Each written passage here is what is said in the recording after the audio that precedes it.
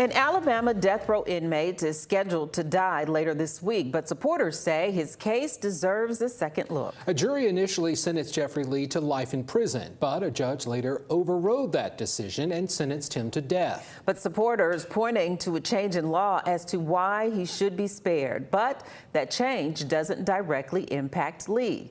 Political correspondent Jessica Umbro is joining us live in the Capitol studio with more on this case. And Jessica, judicial override is no longer allowed in Alabama, right?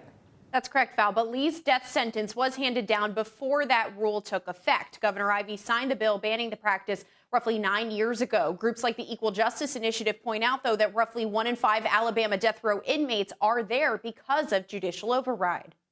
Life for Jeffrey Lee. Life for Jeffrey Lee. Advocates against the death penalty are against it fundamentally, but this time they say life for Jeffrey Lee is not just a chant. While we are asking for clemency, what we are really asking for is for the jury's sentence to be reinstated. Lee was sentenced to life without parole by a jury for the 1998 capital murders of Jimmy Ellis and Elaine Thompson and the attempted murder.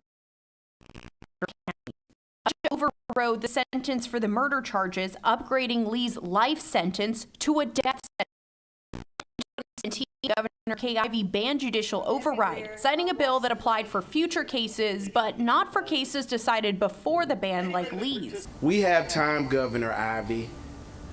You're from the Black Belt. You're from the same circuit which voted for life without parole for Jeffrey Lee. Lee had also tried to challenge the method of his execution, nitrogen hypoxia, saying it violated the constitutional ban on cruel and unusual punishment. A federal court ruled against the claims. A recorded statement by Lee was played at the rally. I'm thankful for the strength to actually be able to speak these words, being of sound mind, to be able to just share what's on my heart.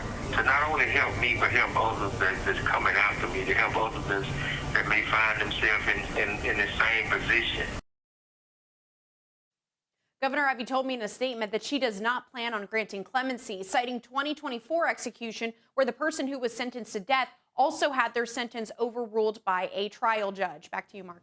Val. All right, thank you so much, Jessica. Attorney General Steve Marshall also released a statement strongly criticizing efforts to grant clemency. He says any other penalty for Lee would fall short of justice for the victims of these crimes.